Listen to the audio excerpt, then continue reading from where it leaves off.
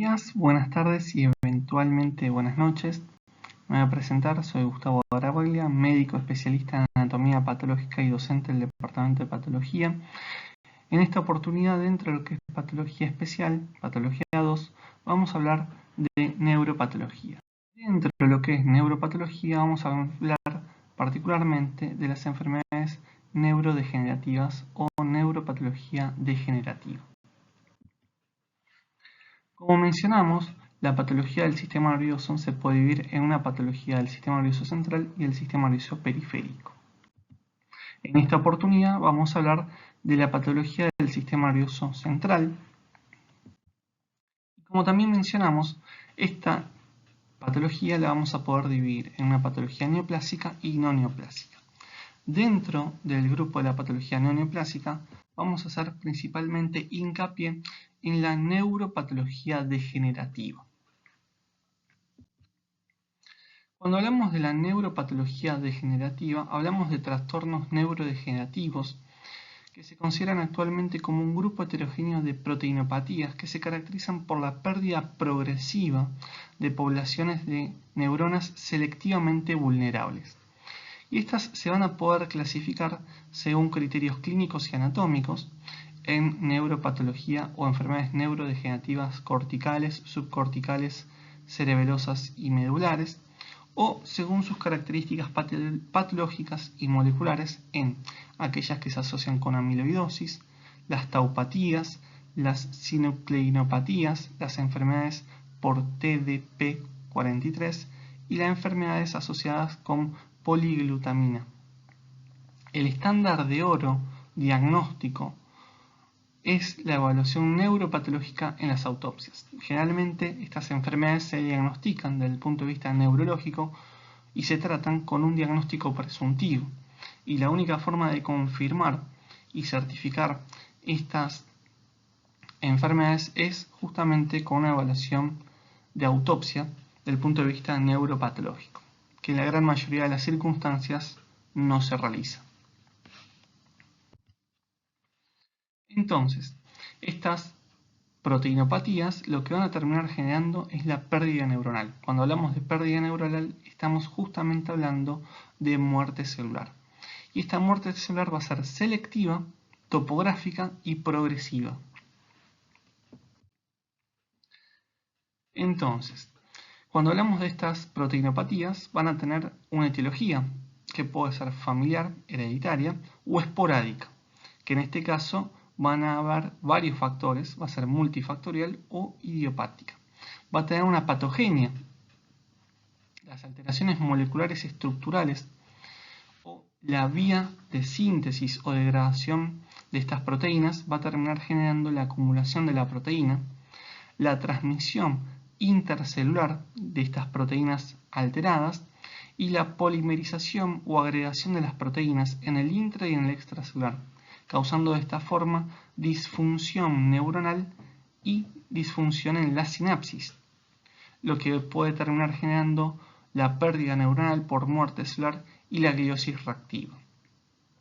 Del punto de vista de la anatomía patológica, como se mencionó en sus características macroscópicas, es una pérdida neuronal topográfica y selectiva. Por lo tanto, va a haber áreas comprometidas y va a haber áreas que van a estar conservadas.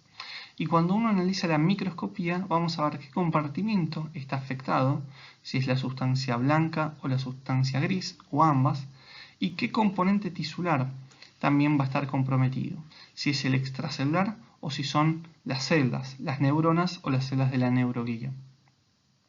En relación a su fisiopatología, las alteraciones neuropatológicas y neurobioquímicas van a comprometer determinadas vías nerviosas que van a causar los signos y síntomas característicos de cada una de estas enfermedades.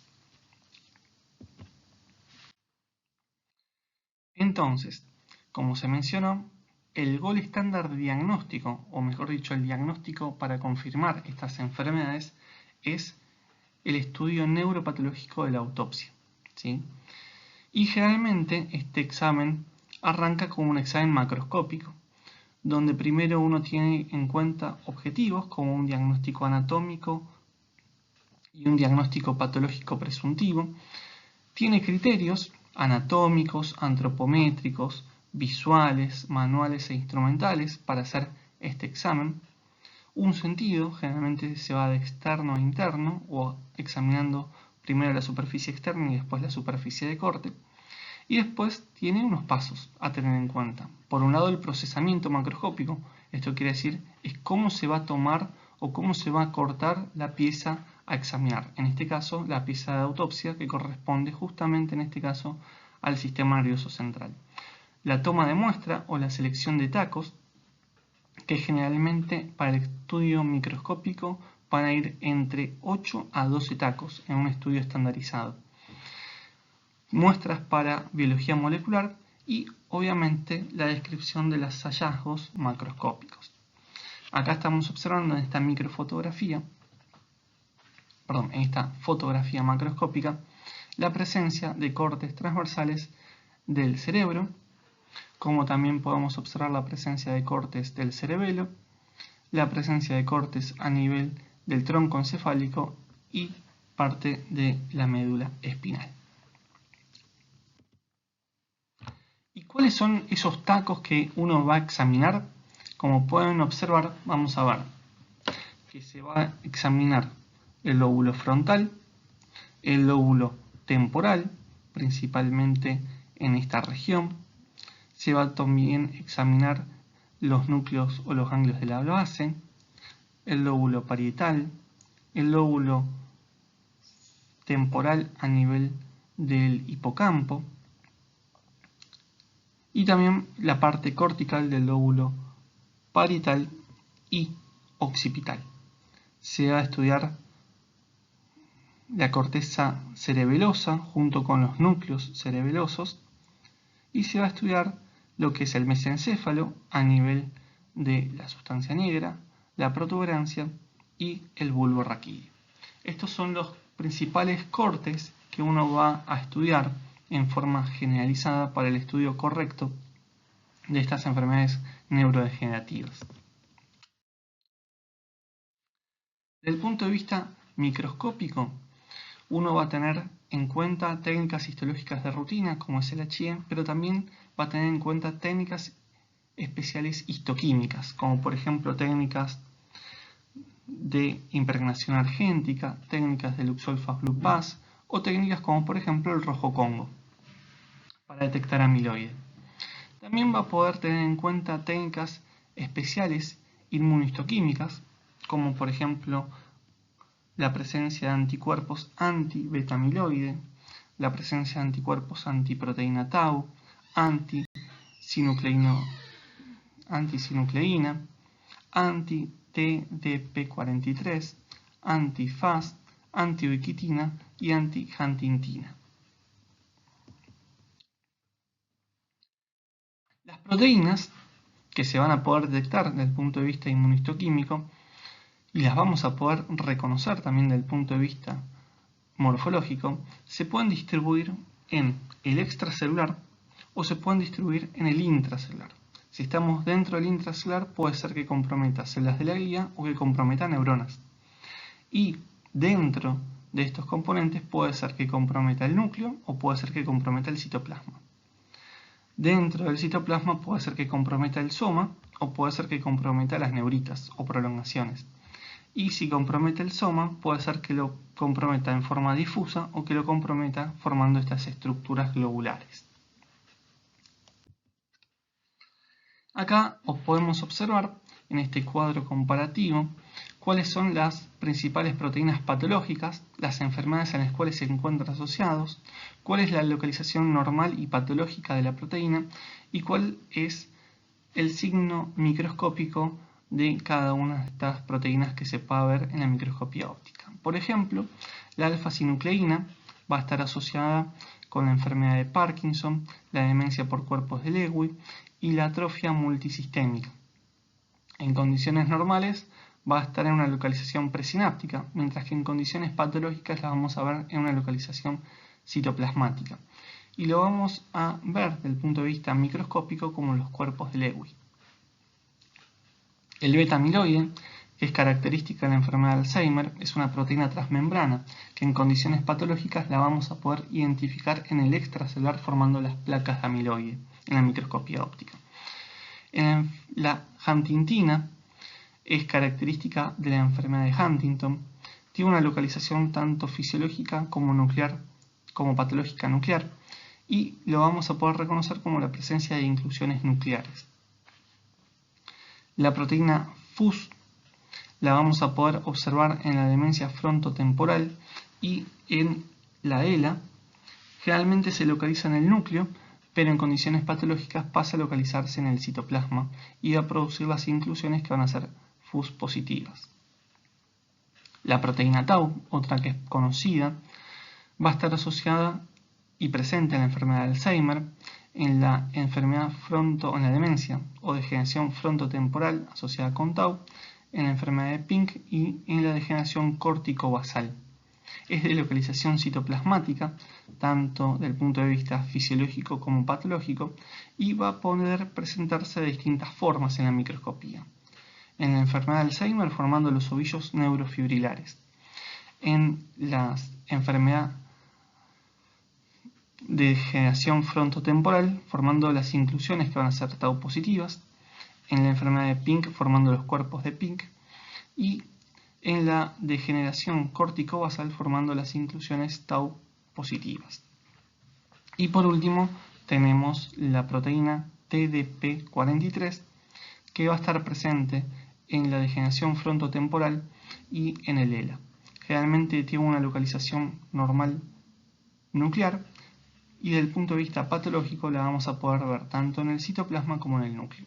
Y vamos a ver desde el punto de vista histológico estas inclusiones que van a ser Tau, que van a ser TDP43 positivas.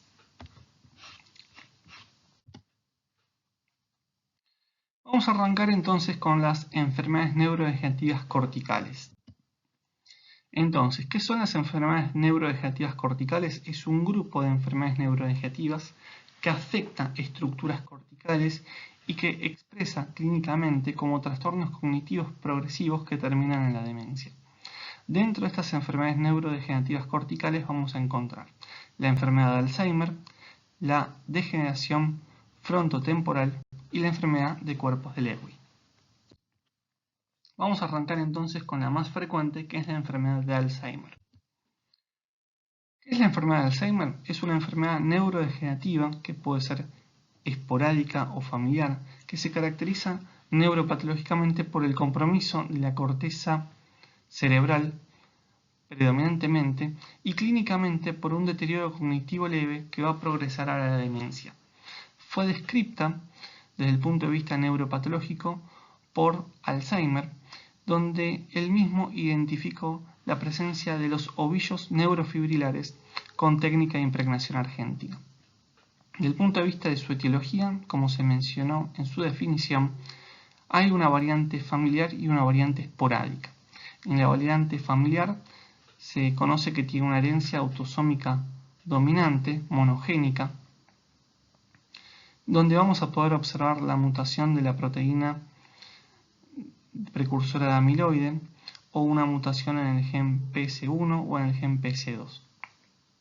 En las variantes esporádicas se sabe que hay factores adquiridos como el envejecimiento, el nivel socioeconómico y factores genéticos como antecedentes familiares, alteraciones en la proteína ApoE o la trisomía del 21 se asocian con mayor frecuencia de enfermedad de Alzheimer.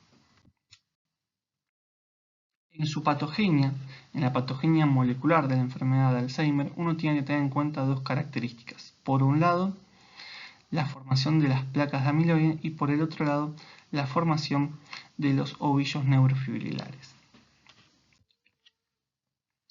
Y esta patogenia se va a basar en dos conceptos. Por un lado, la hipótesis de la cascada del beta-amiloide. La proteína precursora de amiloide es una proteína transmembrana y como tal es sintetizada inicialmente en el retículo endoplasmático rugoso, después pasa al Golgi, del Golgi vía vesículas de transporte termina anclándose en la membrana plasmática. En la degradación o en la biodegradación de esta proteína pueden existir dos vías. Una vía no amiloidogénica, en la cual intervienen dos enzimas como la alfa y la gamma secretasa, y una vía amiloidogénica, ¿sí? Donde, como podemos observar, interviene una enzima que es la beta secretasa, como también después vuelve a aparecer la gamma secretasa, ¿sí? Por lo tanto, la presencia de esta beta secretasa es la que va a contribuir en la patogénesis del depósito amiloide. Entonces, el beta-amiloide es un péptido de 4,3 kilodaltons que resulta de la hidrólisis del precursor del amiloide. Existen dos isoformas, una 40 y otra 42. La 42 es la que es patogénica y en su fenómeno de polimerización vamos a ver que existen monómeros, estos pueden formar oligómeros, estos pueden formar profibrillas y estas pueden formar fibrillas. ¿Cuál es el efecto del beta-amiloide? Los oligómeros del beta-amiloide, que van a estar localizados dentro de la célula, van a producir alteraciones en el citoesqueleto, van a producir alteraciones sinápticas y van a producir alteraciones a nivel de las mitocondrias de las neuronas, lo que va a producir el deterioro y la destrucción neuronal. Pero por el otro lado, las fibrillas que se van a localizar en el extracelular van a ser los depósitos característicos que uno puede reconocer en la microscopía óptica. Bien, por otro lado, en la patogenia de la enfermedad de Alzheimer existe otra hipótesis relacionada con la hiperfosforilación de la proteína tau. La proteína tau es una proteína asociada a los microtúbulos. Principalmente existen dos isoformas, la 3R y la 4R, y puede estar en dos estados. En un estado de desfosforilación, que generalmente va a estar asociada a los microtúbulos, y en un estado fosforilada, donde va a estar disociada del microtúbulo. Como recuerdan, los microtúbulos es un componente del citoesqueleto. En este fenómeno de fosforilación y desfosforilación van a intervenir algunas enzimas reguladoras, como fosfatasas o quinasas, principalmente la GSK3. Cuando la proteína tau está justamente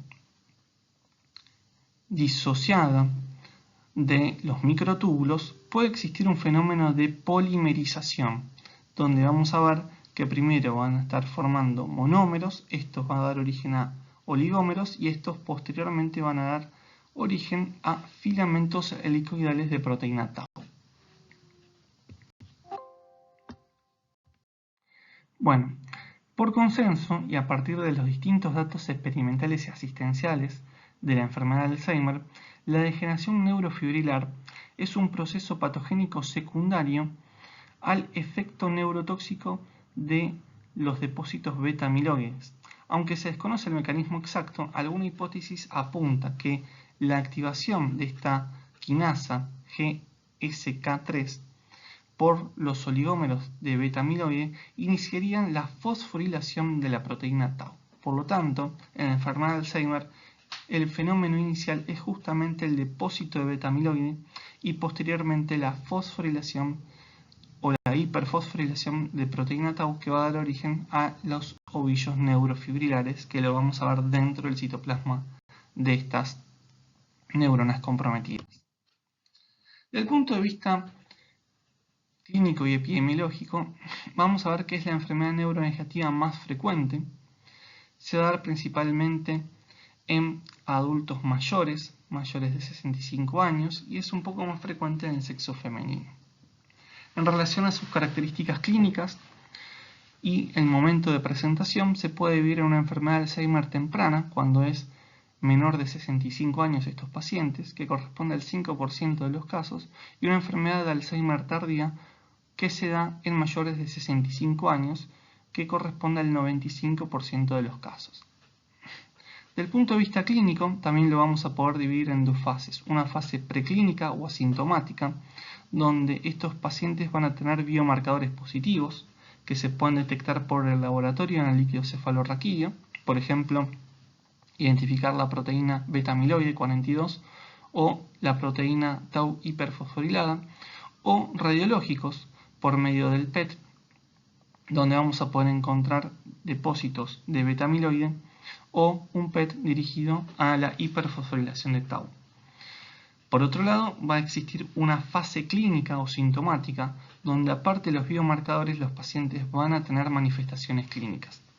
Estas manifestaciones clínicas se pueden dividir en una fase predrómica, donde hay un deterioro cognitivo leve, a una fase drómica, donde hay directamente un fenómeno de demencia. Desde el punto de vista de la neuropatología, en el examen macroscópico, cuando uno examina el encéfalo de estos pacientes en su superficie externa, vamos a ver principalmente atrofia parietotemporal.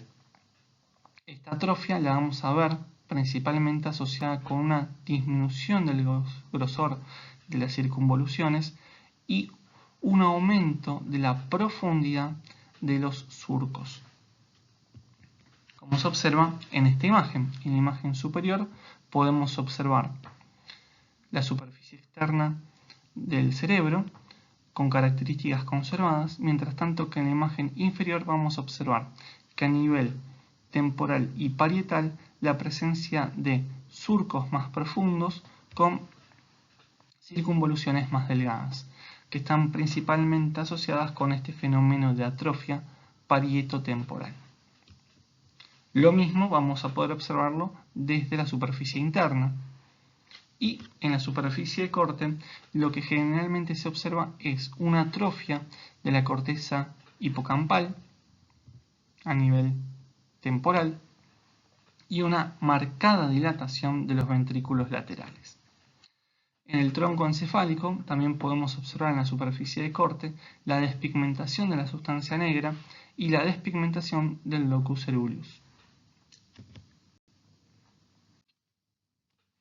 Desde el punto de vista microscópico, como dijimos, tenemos que tener en cuenta qué compartimiento tisular está comprometido en el sistema nervioso central, y en este caso el que va a estar comprometido es la sustancia gris. Por otro lado, tenemos que tener en cuenta cuál va a ser la topografía comprometida. Entonces vamos a ver que va a haber compromiso de la corteza entorrinal, la corteza hipocampal, la corteza de asociación y las cortezas primarias motoras o sensitivas. ¿Y cuál va a ser el componente tisular comprometido? Cuando vemos las neuronas, en las neuronas vamos a poder identificar, por un lado, lo que es la pérdida neuronal. Va a haber menor densidad en estas áreas de las neuronas. Pero por el otro lado, lo que vamos a poder observar son los cambios neurodegenerativos, como por ejemplo los ovillos neurofibrilares, que se pueden observar en esta imagen tanto con técnica de HIE como con técnica de impregnación argéntica, como con inmunohistoquímica para la proteína tau. También vamos a poder observar eventualmente la presencia de astrogliosis reactiva. Piensen que cuando hay pérdida neuronal, lo que va a reemplazar ese espacio son la presencia de células gliales reactivas a este fenómeno. Y también el otro cambio característico en el extracelular es el depósito del beta-amiloide. Este depósito de beta-amiloide se puede disponer de forma intersticial, focal, formando las placas neuríticas que las podemos reconocer con HIE o con técnicas inmunohistoquímicas o de impregnación argéntica, como se puede observar acá, o que se dispongan de forma difusa o que se dispongan con un patrón perivascular formando la angiopatía amiloide, como se observa en esta última imagen, que va a ser positiva tanto con rojo Congo como con técnicas con inmunohistoquímica para beta-amiloide. La enfermedad de Alzheimer se va a poder evaluar desde el punto de vista neuropatológico teniendo en cuenta este sistema de puntuación ABC, que va a tener en cuenta algunos signos neuropatológicos. Por ejemplo, el depósito de beta-amiloide, por ejemplo, la formación de estos ovillos neurofibrilares y por último, las placas neuríticas. Por lo tanto, este sistema de puntuación ABC habla de una probabilidad que los signos neuropatológicos expliquen el cuadro de demencia y según esta puntuación se la puede clasificar o categorizar en ninguno, baja, intermedia o alta probabilidad de que estos signos expliquen el fenómeno neuropatológico de demencia asociado con la enfermedad de Alzheimer. En las fases de TAL vamos a ver que el depósito de beta-amiloide evaluado por inmunistoquímica puede estar localizado en la neocorteza y la alocorteza, puede estar localizado en el prosencéfalo y en el diencéfalo, o puede estar localizado en el mesencéfalo, en el cerebelo y en la protuberancia. ¿Sí? En los estudios de BRAC y BRAC, que evalúan el depósito de los neurofilamentos o de los ovillos neurofibrilares por inmunistoquímica con proteína tau, vamos a ver que va a estar localizado a nivel de la corteza entorrinal, en el estadio 1, en el estadio 2 se va a extender a la corteza límbica y en el estadio 3 se va a extender también a la neocorteza. Por último, en la puntuación CERDAT, uno tiene en cuenta las placas neuríticas. En este caso, lo que uno evalúa es la presencia de 3 áreas de neocorteza y la inmunistoquímica para proteína tau y beta-amiloide, evaluando la densidad de estas placas neuríticas presentes en la neocorteza. ¿Sí? Acá podemos observar una placa neurítica A5 en el C1, de 6 a 20 en el C2 y más de 20 en el C3. A partir de esto se va a determinar, teniendo en cuenta estos 3 parámetros, cuál es la probabilidad de que esta enfermedad demencial esté asociada con la enfermedad de Alzheimer desde el punto de vista neuropatológico. Por otro lado tenemos la degeneración frontotemporal. Bueno, la degeneración frontotemporal se va a definir como un grupo heterogéneo de trastornos neurodegenerativos caracterizados neuropatológicamente por el compromiso predominantemente del lóbulo frontal y temporal y clínicamente por alteraciones cognitivas agrupadas en el término demencia frontotemporal. Por lo tanto, cuando uno habla de las características o alteraciones neuropatológicas, el término correspondiente es degeneración frontotemporal, mientras que cuando uno habla del término clínico o del síndrome, uno tiene que utilizar el concepto de demencia frontotemporal. En relación a su epidemiología, vamos a ver que tiene una prevalencia de 15 a 22 cada 100.000 habitantes y tiene una incidencia de 2,7 a 4,1 cada 100.000 habitantes. En relación al sexo es exactamente igual su frecuencia, tanto en el sexo masculino como en el sexo femenino. Y esta degeneración frontotemporal se va a poder clasificar desde el punto de vista neuropatológico en aquella que está asociada con tau, aquella que está asociada con TDP43, aquella que está asociada con FAS y aquella que está asociada con ubiquitina. Desde un punto de vista clínico, la demencia frontotemporal la vamos a poder o va a poder presentar alteraciones cognitivas y alteraciones motoras. Las alteraciones cognitivas, cuando hay compromiso principalmente del lóbulo frontal, van a estar asociadas con alteraciones en el comportamiento, mientras que cuando está comprometido principalmente el lóbulo temporal, va a estar principalmente afectado el lenguaje. Entonces los pacientes pueden expresar afasias primarias progresivas con una variante semántica, una afasia primaria progresiva con una variante no fluida o una variante logotípica o logopénica, mejor dicho. Las alteraciones motoras de esta enfermedad pueden ir desde un parkinsonismo hasta una enfermedad de las neuronas motoras. Actualmente esta enfermedad tomó mayor relevancia principalmente por el compromiso de un actor bastante conocido como es Bruce Willis. Entonces, como mencionamos, esta degeneración frontotemporal se clasifica según las proteínas que estén afectadas y como podemos observar, la mayor parte de estas enfermedades neurodegenerativas están asociadas con tau y con la proteína TDP43. El 50% van a estar asociadas justamente con la alteración de la proteína tau. Y dentro de este grupo vamos a encontrar principalmente dos tipos de patrones. Una degeneración frontotemporal esporádica, que recibe el nombre de enfermedad de Pink, y una familiar que está asociada justamente con mutaciones MAP o sin mutaciones MAP. La degeneración frontotemporal, en su variante enfermedad de Pink, se describe como un tipo de degeneración frontotemporal asociada con tau esporádica que presenta demencia frontotemporal. Generalmente compromete pacientes entre los 55 y 65 años con relación hombre-mujer en frecuencia exactamente igual. Estos pacientes desde el punto de vista clínico pueden tener una demencia frontotemporal con una variante conductual, con una afasia primaria progresiva semántica o con una afasia primaria progresiva variante no fluida.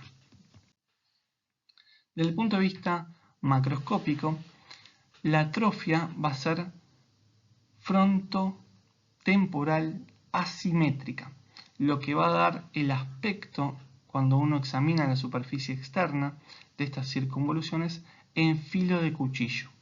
¿Sí? Fíjense en cómo está principalmente comprometido el lóbulo frontal y el lóbulo temporal, mientras que el parietal y el lóbulo occipital se encuentran conservados. En la superficie de corte, ¿qué es lo que vamos a poder observar?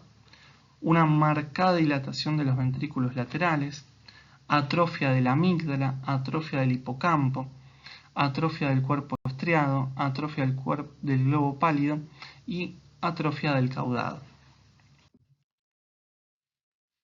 Desde el punto de vista microscópico, nuevamente, ¿cuál es el compartimento tisular comprometido? La sustancia gris. Topográficamente, ¿dónde vamos a ver alteraciones? En la corteza frontal, en la corteza temporal, en el cuerpo estriado, en el globo pálido y en el caudado. Por lo tanto, aparte de haber compromiso de la corteza frontal y temporal, también va a haber compromiso de los núcleos o ganglios de la base. Del punto de vista tisular, vamos a ver neuronas con pérdida neuronal, por lo tanto va a haber una menor densidad neuronal, y vamos a ver neuronas o células de Pink. Estas neuronas o células de Pink van a presentar inclusiones citoplasmáticas neuronales que reciben el nombre de cuerpos de Pink, que van a ser estas estructuras que vamos a poder identificar con H&E, como estas inclusiones eosinófilas, o que las vamos a poder identificar mejor con técnicas inmunistoquímicas con proteína o antiproteína tau. Asociado a esto, también se va a poder identificar la presencia de astrogliosis reactiva. Por otro lado, tenemos la degeneración frontotemporal con o sin mutación MAP. ¿Cómo se define? Es un tipo de degeneración frontotemporal, tau, familiar asociado a demencia frontotemporal. Desde el punto de vista epidemiológico tiene las mismas características que la degeneración frontotemporal tau esporádica y generalmente desde el punto de vista clínico puede arrancar con esta demencia frontotemporal conductual o con una variante no fluida de afasia primaria progresiva y generalmente se asocia con Parkinson. En el examen macroscópico, al igual que en el caso anterior, va a haber atrofia frontotemporal en la superficie externa y en la superficie de corte, en el cerebro, vamos a ver las mismas características: dilatación de los ventrículos, atrofia de la amígdala, del hipocampo, del cuerpo estriado, del globo pálido, del caudado, pero en el tronco encefálico vamos a poder observar la despigmentación de la sustancia negra. Por eso justamente esta variante se asocia generalmente con parkinsonismo. En el examen microscópico Nuevamente va a estar comprometida principalmente la sustancia gris.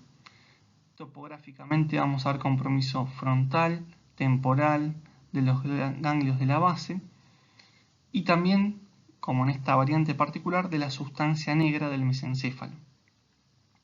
Vamos a ver, asociada a la pérdida neuronal, inclusiones citoplasmáticas, que van a ser justamente positivas con proteína tau por inmunohistoquímica. Y aparte vamos a ver astrogliosis reactiva y también presencia de inclusiones citoplasmáticas en estas células gliales, a diferencia de la variante esporádica que mencionamos anteriormente. En esta imagen estamos observando por inmunohistoquímica la presencia de estos depósitos tanto en las células neuronales como gliales, pero a nivel de la sustancia negra del mesencéfalo, que es característico de esta variante con o sin mutación MAP. Y acá vemos justamente el compromiso de los astrocitos en la sustancia blanca, que también van a presentar inmunohistoquímica positivos para proteína tau. Por otro lado, tenemos la degeneración frontotemporal asociada con TDP. Y dentro de estas vamos a tener bastantes subtipos, tipo A, B, C o D. ¿Cuáles son las características generales de esta variante de degeneración frontotemporal? Esta se va a definir como un tipo de degeneración frontotemporal asociado con TDP esporádica o familiar que va a presentar generalmente esta demencia frontotemporal. Desde el punto de vista macroscópico, lo que vamos a observar es la atrofia frontotemporal característica, el compromiso y dilatación de los ventrículos laterales en la superficie de corte, de la amígdala, el hipocampo y los componentes de los ganglios de la base, como también vamos a poder observar la despigmentación de la sustancia negra en el mesencéfalo. En el examen microscópico, nuevamente va a estar comprometido la sustancia gris, va a estar comprometido las estructuras mencionadas, también va a estar comprometido en esta variante la sustancia negra, y lo que vamos a ver es pérdida neuronal e inclusiones neuronales citoplasmáticas, pero no solamente en el soma, sino también vamos a poder observar inclusiones citoplasmáticas en el soma, en las neuritas e inclusiones nucleares, asociadas con astrogliosis reactiva y también inclusiones citoplasmáticas en los astrocitos. Por lo tanto, esta proteína TDP43 va a estar acumulada tanto en los núcleos como en el citoplasma, en los somas como en las neuritas de las neuronas, pero también va a estar comprometido las células de la glia. Acá tenemos un cuadro comparativo donde justamente nos va a permitir diferenciar cada uno de estos subtipos de demencia frontotemporal asociadas con TDP, donde vemos que el tipo 1 o el tipo A es el más frecuente. Entonces, como podemos observar, en el tipo A vamos a ver compromiso de la corteza, de la neocorteza en su capa 2 y 3, principalmente con inclusiones citoplasmáticas y neuríticas. En el tipo B vamos a ver compromiso amplio de la neocorteza, pero solamente vamos a identificar depósitos e inclusiones a nivel del soma de las neuronas. En el tipo C solamente vamos a ver que hay compromiso de las neuritas, y en el tipo D vamos a ver que el compromiso se ve en las neuronas, pero las inclusiones van a estar depositadas a nivel nuclear. Por otro lado, tenemos la demencia frontotemporal asociada con FUS, donde justamente lo que uno va a ver son inclusiones neuronales que van a ser positivas para FUS y negativas para tau o TDP. Y por último tenemos la que está asociada justamente con ubiquitina, donde lo que vamos a ver son inclusiones neuronales positivas para ubiquitina y van a ser negativas para tau, TDP y FUS. Por otro lado tenemos las enfermedades neurodegenerativas corticales como la enfermedad de cuerpos de Lewy. ¿Qué es la enfermedad de cuerpos de Lewy? Es una enfermedad neurodegenerativa con compromiso de estructuras corticales y subcorticales, que se expresa clínicamente con un deterioro cognitivo que evoluciona a demencia y precede en un año o se desarrolla simultáneamente a un cuadro de parkinsonismo. Por lo tanto, es muy importante tener en cuenta cuál es la diferencia entre una enfermedad de cuerpos de Lewy y la enfermedad de Parkinson. En la enfermedad de cuerpos de Lewy, el deterioro cognitivo es temprano y el parkinsonismo puede ser temprano o tardío. Mientras tanto, que en la enfermedad de Parkinson el deterioro cognitivo es tardío y progresivo y el parkinsonismo es temprano. Ambas, justamente como se puede observar acá, pertenecen al grupo de las alfa-sinucleinopatías, que es la proteína que se encuentra afectada, principalmente acá. Generalmente se va a dar entre los 50 y los 70 años, es más frecuente en el sexo masculino. Se va a presentar con una fase prodrómica de distimia, anosmia y un sueño REM sin atonía, y una fase drómica donde hay un deterioro cognitivo leve asociado con alucinaciones visuales, y a esto mismo se le agrega parkinsonismo, que consiste esto en bradiquinesia o asinesia, temblor en reposo, rigidez muscular e inestabilidad postural. Y finalmente a este cuadro se le termina generando un fenómeno de demencia. Desde el punto de vista macroscópico, lo que vamos a observar en el cerebro es atrofia límbica leve. Lo que vamos a observar en la superficie de corte, aparte de esta atrofia de la corteza límbica leve, es atrofia de la amígdala. Y una característica de este grupo de enfermedades es la despigmentación, como se puede observar en estas fotos macroscópicas, de la sustancia negra y del locus ceruleus en su superficie de corte. Desde el punto de vista microscópico, vamos a ver que el compartimiento comprometido es la sustancia gris. Topográficamente va a haber alteraciones a nivel de la corteza de asociación, en la neocorteza, la corteza límbica y en la amígdala, y vamos a poder observar compromiso en el mesencéfalo a nivel de la sustancia negra. ¿Qué es lo que vamos a ver? En las neuronas, pérdida neuronal, y dentro de las neuronas que están remanentes, vamos a poder encontrar la presencia de inclusiones neuronales, que son los cuerpos de Lewy y las neuritas de Lewy. Los cuerpos de Lewy los vamos a poder observar como inclusiones esferoidales que tienen un halo negativo y tienen un centro intensamente eosinófilo.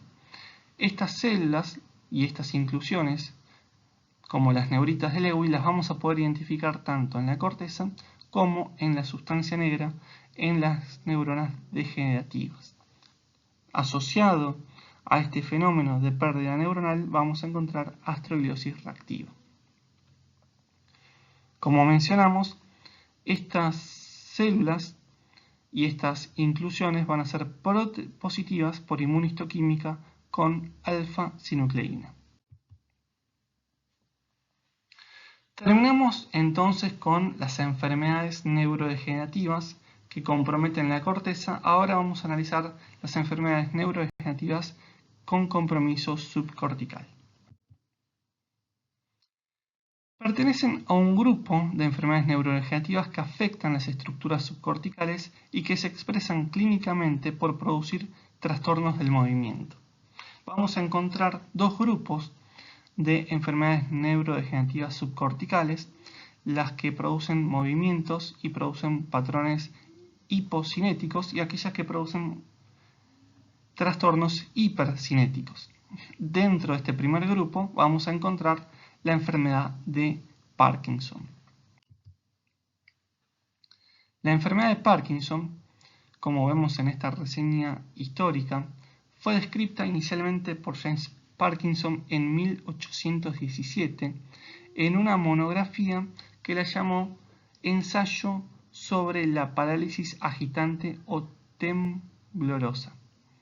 Fue la primera descripción clínica de la enfermedad como un trastorno neurológico. Posteriormente, Charcot, el mismo que describió la enfermedades desmielinizantes, introduce el término enfermedad de Parkinson y describe las características clínicas completas y reconoce la rigidez como un signo cardinal de la enfermedad de Parkinson. En 1893, Marinescu describe el compromiso de la sustancia negra por un granuloma tuberculoso, y a partir de estos datos, Brismat en 1899 propone que la sustancia negra es el sitio de la lesión de la enfermedad de Parkinson. Frederick Lewy identifica estos cuerpos hialinos nucleados a nivel del núcleo dorsal del vago y en la sustancia inominada, y posteriormente Trentikov en 1919 identifica e introduce el término cuerpos de Lewy al identificarlos en la sustancia negra y describe que la lesión neuropatológica del Parkinson se da y está presente en la sustancia negra. Finalmente, Greenfield, entre 1953 y 1955, menciona que la enfermedad de Parkinson es un trastorno neurodegenerativo y que la lesión fundamental se sitúa justamente en la sustancia negra mesencefálica. La enfermedad de Parkinson es una enfermedad neurodegenerativa esporádica o familiar que afecta estructuras subcorticales causando un síndrome clínico característico que recibe el nombre de parkinsonismo. Tiene una incidencia de 10 a 18 cada 100.000 habitantes al año y es la segunda enfermedad neurodegenerativa más frecuente. Generalmente afecta a pacientes de 70 años y es más frecuente en el sexo masculino. Tiene, desde el punto de vista clínico, una fase premotora, donde hay alteraciones autonómicas, y posteriormente le sigue una fase motora, donde vemos parkinsonismo. ¿Qué es el parkinsonismo? Vamos a observar bradicinesia o asinesia, temblor en reposo, rigidez muscular e inestabilidad postural. Y posteriormente, estos pacientes pueden desarrollar demencia progresiva. Acá tenemos justamente la enfermedad de Parkinson desde un punto de vista clínico, viendo una fase premotora y una fase motora y cómo progresivamente va evolucionando esta enfermedad a la demencia. Desde el punto de vista de la neuropatología, ¿qué es lo característico? El compromiso de la sustancia negra, donde vamos a poder observar dos cosas. Por un lado, la pérdida neuronal y por el otro lado, la patología de Lewy, que es justamente la presencia de estos cuerpos de Lewy dentro de los somas de estas neuronas en fenómenos de neurodegeneración. Según Dixon, la zona ideal para evaluar la sustancia negra ante la presencia o la sospecha de una enfermedad de Parkinson es a nivel del tercer par craneal, justo donde se encuentran los colículos superiores. ¿Sí? Esta zona es la que se tiene que seccionar para de esta forma evaluar correctamente la sustancia negra. ¿Sí? En esta imagen también podemos observar en la zona superior una sustancia negra conservada, mientras tanto que en la imagen inferior podemos observar una despigmentación de la sustancia negra a nivel mesencefálico. Entonces, para poder entender la neuropatología de la enfermedad de Parkinson, es indispensable tener en cuenta cómo es la histoarquitectura de la sustancia negra. La sustancia negra se va a organizar en una pars reticular y una pars compacta. La pars compacta se va a dividir en una porción medial, en una porción lateral, en una porción ventral y en una porción dorsal. Estas últimas, tanto la ventral como dorsal, se van a dividir en un área medial, intermedia y lateral, ¿sí? Esto es fundamental para de esta forma poder comprender cuáles son la zona particular que va a estar comprometida por la enfermedad de Parkinson. En la enfermedad de Parkinson va a haber pérdida neuronal en la sustancia negra en la pars compacta, particularmente en el área ventrolateral. ¿Sí? Se va a poder evaluar justamente, como se observa en esta imagen, una pérdida progresiva de la densidad neuronal, donde generalmente va a haber una pérdida entre moderada a severa, y justamente en esta área que mencionamos, en la zona ventrolateral de la pars compacta de la sustancia negra, que se va a poder identificar en forma directa como una disminución en la densidad neuronal o en forma indirecta por identificar la presencia de macrófagos cargados con neuromelanina.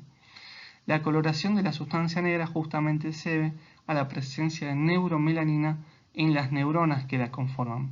Por lo tanto, cuando hay un fenómeno de apoptosis, la neuromelanina que está presente en el citoplasma de estas células posteriormente va a ser transferido a los cuerpos apoptóticos y estos cuerpos apoptóticos van a ser fagocitados por los macrófagos que van a participar en el proceso de remoción de estos cuerpos apoptóticos y por lo tanto vamos a poder identificar neuromelanina en macrófagos y esto es un indicio también de pérdida neuronal indirecta.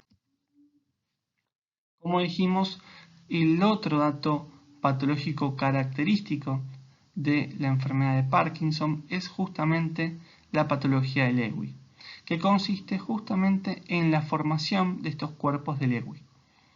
Inicialmente se producen lo que se conocen como cuerpos pálidos, donde se puede observar inclusiones citoplasmáticas con una eosinofilia clara homogénea. Posteriormente, estos cuerpos pálidos van a ir transformándose y dando origen a lo que se conoce como la transición entre el cuerpo pálido y cuerpo de Lewy. Y finalmente, el cuerpo de Lewy completamente formado está constituido por un halo ópticamente más claro y un centro intensamente eosinófilo. Estos cuerpos de Lewy que están comprometiendo el soma de las neuronas también puede extenderse hacia sus neuritas, formando lo que se conoce como neurita de Lewy. Y en esta otra imagen podemos observar cómo son las etapas de la formación de los cuerpos de Lewy, estudiados por inmunistoquímica. Inicialmente, como se puede observar, la alfa-sinucleína se encuentra a nivel de la membrana plasmática. Posteriormente, empieza a acumularse dentro del citoplasma de las neuronas. Posteriormente empieza a solidificarse y formando inicialmente el cuerpo pálido. Después se produce esta transición entre el cuerpo pálido y el cuerpo de Lewy y finalmente obtenemos el cuerpo de Lewy con esta marcación intensa en anillo con alfa-sinucleína. A diferencia de lo que ocurre con la enfermedad por cuerpos de Lewy o la demencia por cuerpos de Lewy, en la enfermedad de Parkinson el proceso arranca desde lo que es la médula espinal y el tronco encefálico y progresivamente se va a extender hacia la alocorteza y finalmente hacia la neocorteza. En la enfermedad o demencia por cuerpos de Lewy justamente el proceso es inverso. Arranca por lo que es la alocorteza y neocorteza y posteriormente se va extendiendo en forma caudal hacia el tronco encefálico y la médula espinal. Otra enfermedad que es muy similar a la enfermedad de Parkinson es la parálisis supranuclear progresiva. En la parálisis supranuclear progresiva, esta se da en pacientes entre los 50 y los 70 años, es más frecuente en el sexo masculino, se va a presentar con un parkinsonismo atípico y aparte vamos a poder observar la presencia de oftalmoplegia supranuclear y demencia progresiva. Desde el punto de vista macroscópico, vamos a ver que el cerebro va a ser normal o va a presentar una leve atrofia frontotemporal. En el tronco encefálico vamos a ver atrofia mesencefálica y de la protuberancia. En la superficie de corte, lo que vamos a ver es atrofia en los núcleos subtalámicos y en el globo pálido y una leve dilatación del tercer ventrículo. En el tronco encefálico vamos a ver atrofia mesencefálica y de la protuberancia asociada con despigmentación tanto de la sustancia negra del locus ceruleus y dilatación del acueducto y del cuarto ventrículo. Desde el punto de vista de la microscopía, nuevamente acá la zona comprometida es la sustancia gris. Principalmente en el cerebro va a estar comprometido el globo pálido y el núcleo subtalámico, y en el tronco encefálico va a estar comprometido la sustancia negra y en la protuberancia la sustancia periacueductal. Lo que vamos a observar es pérdida neuronal asociada con inclusiones citoplasmáticas neuronales que van a formar ovillos neurofibrilares globosos, como se puede observar en esta imagen que vemos en la imagen superior. Asociado a esto, podemos observar astrogliosis y en los astrocitos también vamos a poder observar inclusiones citoplasmáticas que van a dar a los astrocitos en penacho o en espina. Otra enfermedad subcortical con hipocinesia es la degeneración córtico-basal. Esta se va a dar principalmente en pacientes de 60 años, con relación hombre y mujer exactamente igual. Va a producir apraxia idiomotora, un parkinsonismo atípico, asimétrico, distonía, mioclonías y progresivamente va a ir hacia la demencia. Desde el punto de vista macroscópico, en la superficie externa vamos a poder observar una atrofia presilviana o una atrofia frontotemporal asimétrica. En la superficie de corte vamos a ver atrofia y cortical y de los ganglios de la base, como también dilatación de los ventrículos laterales y despigmentación, como se observa en esta imagen, de la sustancia negra mesencefálica. Desde el punto de vista microscópico, acá va a estar comprometido tanto la sustancia gris como la sustancia blanca. En su topografía, en el cerebro va a estar comprometida la corteza frontal y la corteza premotora, y también va a haber compromiso de los ganglios de la base a nivel del globo pálido y del estriado. Como mencionamos, también hay compromiso del tronco encefálico a nivel de la sustancia negra. En relación al componente tisular comprometido, vamos a ver pérdida neuronal con neuronas acromáticas e inclusiones citoplasmáticas neuronales que van a estar conformados por ovillos neurofibrilares globosos. También se va a poder identificar en este comportamiento compromiso de la neuroglía, donde vamos a identificar astrogliosis y placas astrocíticas, como también compromiso de los oligodendrocitos formando lo que se conocen como cuerpos en espiral. Y por último, dentro de estos trastornos de los movimientos hipocinéticos vamos a encontrar la atrofia multisistémica. La atrofia multisistémica fue descrita inicialmente en 1969 y se introduce el término de atrofia multisistémica.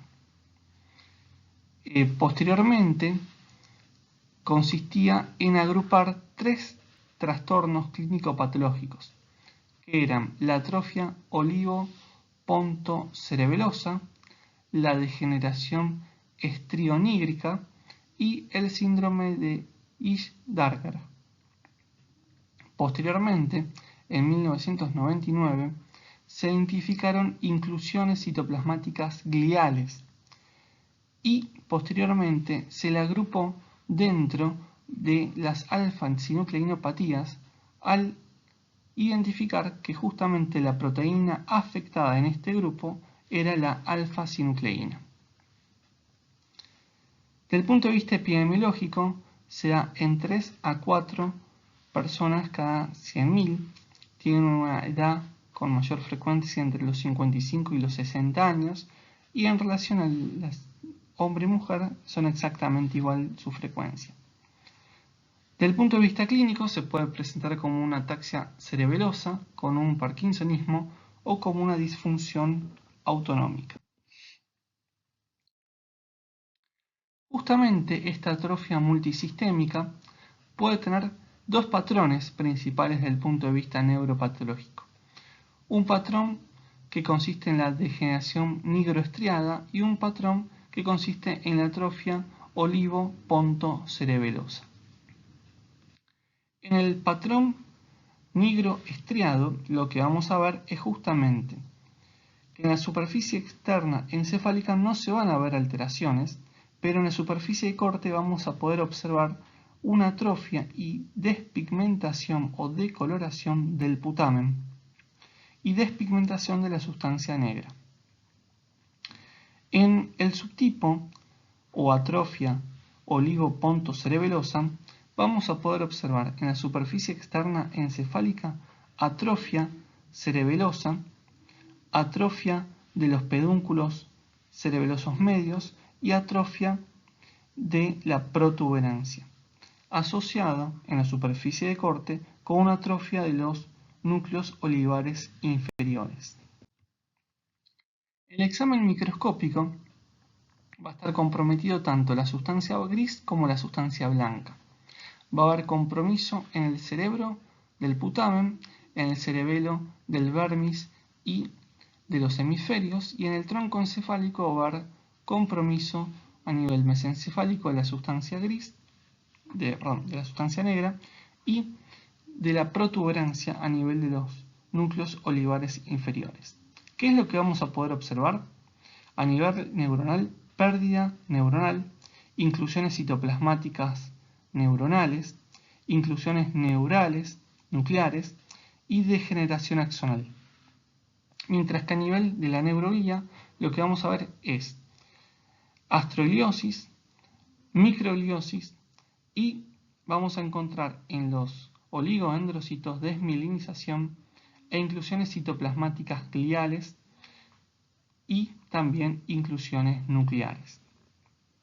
Por lo tanto, estas inclusiones tenemos que recordar que van a estar asociadas con el depósito de esta proteína que es la alfa-sinucleínopatía. Entonces, ¿cuáles son los criterios diagnósticos neuropatológicos de la atrofia multisistémica? Por un lado, las inclusiones citoplasmáticas gliales generalizadas, que como vemos van a ser argirófilas y van a ser positivas con alfa-sinucleína, y por otro lado, los signos neurodegenerativos que pueden tener este patrón nigroestriado o olivo-pontocerebeloso. Por otro lado, tenemos los trastornos hipercinéticos, que pueden ser familiares o esporádicos. Dentro de los familiares tenemos la enfermedad de Huntington. La enfermedad de Huntington se define como una enfermedad neurodegenerativa hereditaria autosómica dominante que se caracteriza neuropatológicamente por el compromiso del cuerpo estriado y clínicamente por la presentación progresiva de trastornos de los movimientos de tipo hipercinéticos y demencia. Fue descrita sus características clínicas por George Huntington en 1872. En relación a su etiología y patogenia, lo que se ve es que es una enfermedad hereditaria autosómica dominante, donde hay una mutación por repetición de tripletes de citosina, adenina y guanina en el primer exón. El gen de la huntingtina se encuentra a nivel del cromosoma 4, que va a codificar justamente esta proteína, que es una poliglutamina. En condiciones normales solamente presenta 20 repeticiones. En condiciones anormales este gen va a presentar como mínimo 36 repeticiones. Cuando tiene de 36 a 39 repeticiones se dice que la enfermedad tiene baja penetrancia, pero cuando tiene más de 40 se dice que tiene alta penetrancia. Desde el punto de vista epidemiológico tiene una prevalencia de 5 a 10 cada 100.000 personas, es más frecuente o se da principalmente a los 40 años y no hay diferencia en relación al sexo.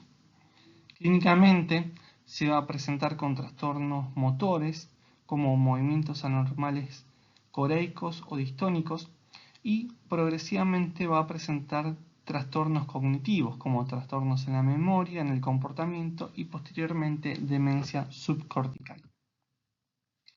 Al examen macroscópico vamos a poder observar alteraciones que van a depender si es un proceso temprano o tardío.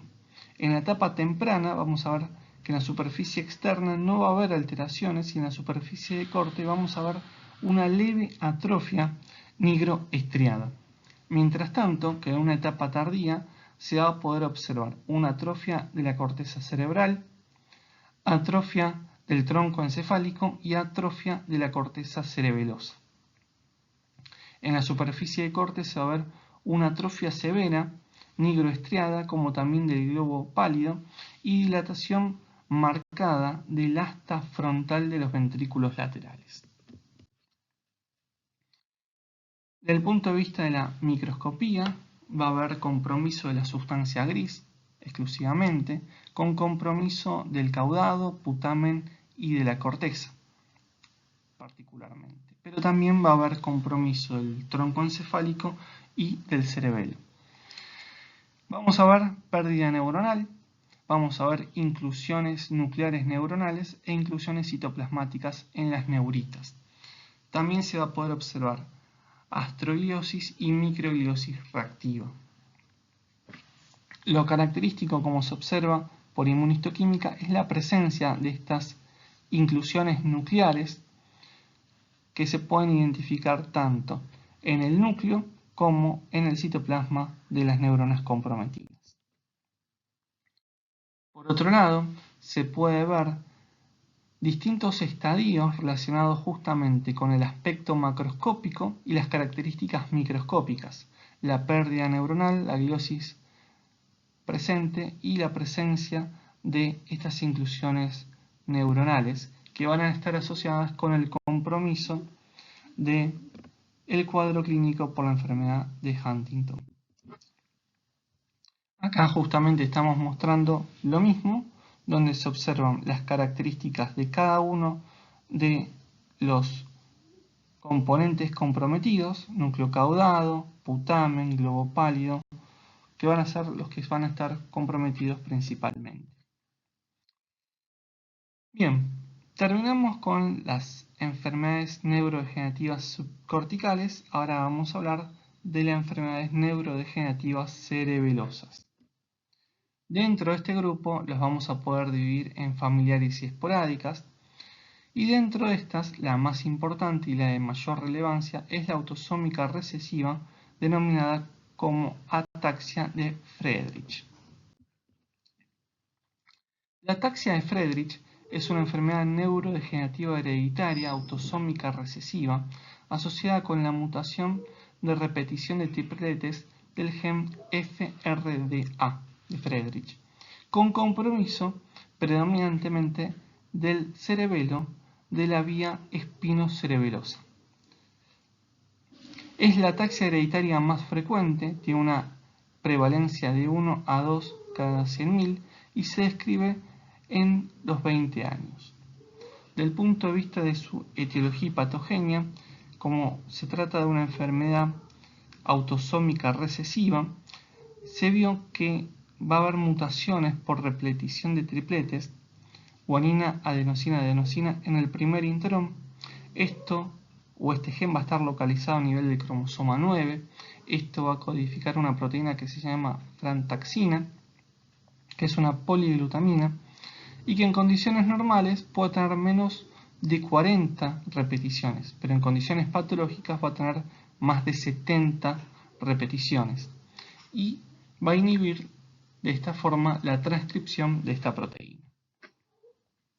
Desde el punto de vista clínico, las alteraciones neuronales que van a presentar o neurológicas que van a presentar estos pacientes es ataxia estática y apendicular, arreflexia con signo de Babinski positivo, disartria, nistagmo, déficit sensitivos y motores distales.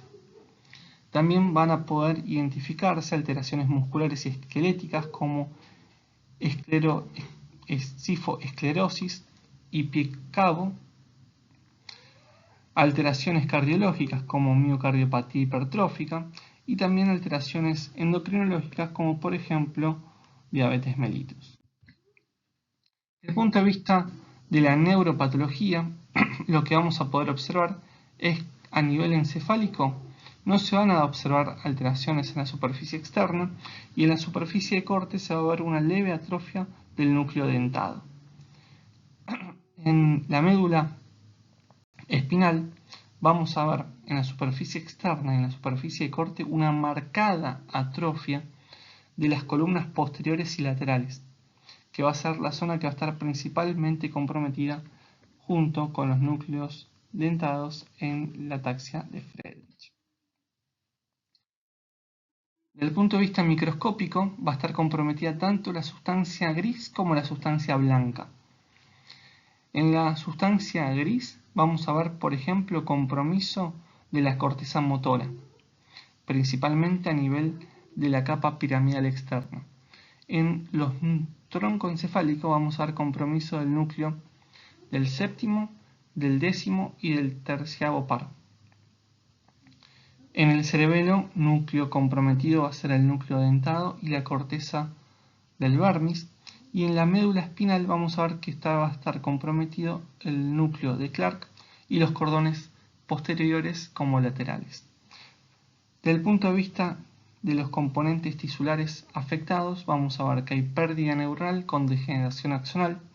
Y desde el punto de vista de la neuroglía vamos a ver principalmente astrogliosis reactiva y desmielinización con compromiso de los oligodendrocitos. Y vamos a hablar de la última enfermedad neurodegenerativa que vamos a tratar, que es aquella que tiene compromiso medular. Y dentro de este grupo, que se trata de un grupo de enfermedades neurodegenerativas que afectan las motoneuronas inferiores de la médula espinal y del tronco encefálico, como también las motoneuronas superiores de la corteza motora, vamos a encontrar principalmente dos tipos de enfermedades neurodegenerativas medulares: la esclerosis lateral amiotrófica, o ELA, y la atrofia bulboespinal. Vamos a hablar de la más importante de estas dos entidades, que es la esclerosis lateral amiotrófica. La esclerosis lateral amiotrófica es una enfermedad neurodegenerativa esporádica o hereditaria caracterizada por la pérdida de neuronas motoras inferiores y superiores. Presenta una incidencia de 2 a 3 cada 100.000 habitantes al año, con una prevalencia de 4 a 5 cada 100.000 habitantes. La edad de inicio es entre los 55 y 65 años y es un poco más frecuente en el sexo masculino que en el sexo femenino. En relación a su etiopatogenia, vamos a ver que puede ser esporádica en un 80% de los casos y familiar en un 20% restante. Desde el punto de vista clínico, va a haber un compromiso de las motoneuronas superiores o inferiores con un patrón combinado o mixto, que es una forma de presentación más frecuente en el 70% de los casos, O puede haber un compromiso de las motoneuronas inferiores con parálisis vulvar progresiva y atrofia de los músculos también progresiva. O puede haber un compromiso de las motoneuronas superiores con paraparesias espásticas. Generalmente existe alguna asociación entre la ELA y la demencia frontotemporal. En relación a su patogenia, lo que se vio es que existe una alteración principalmente en algunas proteínas, como por ejemplo la proteína TDP43, como también en la proteína FUS, que son proteínas que van a estar presentes justamente en la enfermedad frontotemporal o en la demencia frontotemporal. Justamente estas proteínas se van a alterar y se van a ir polimerizando, y como consecuencia de este fenómeno de polimerización va a terminar generando de esta forma el daño neurodegenerativo. En la esclerosis lateral amiotrófica, en el examen macroscópico, lo que vamos a ver en el encéfalo es atrofia cortical, principalmente de la corteza motora. En la médula espinal, lo que vamos a observar, tanto en la superficie externa como en la superficie corte, es atrofia de las raíces anteriores. En el examen microscópico, vamos a ver compromiso tanto de la sustancia gris como de la sustancia blanca. Topográficamente va a estar comprometida la corteza motora, los núcleos motores presentes en el tronco encefálico y también los núcleos motores del asta anterior de la médula espinal. Aparte de haber pérdida neuronal y degeneración axonal, vamos a poder encontrar la presencia de cuerpos de bunina que se presentan principalmente en los somas neuronales, y vamos a ver astrogliosis reactiva. Bueno, con esto vamos a concluir el tema de enfermedades neurodegenerativas. Espero que les haya sido de utilidad y muchas gracias por su atención.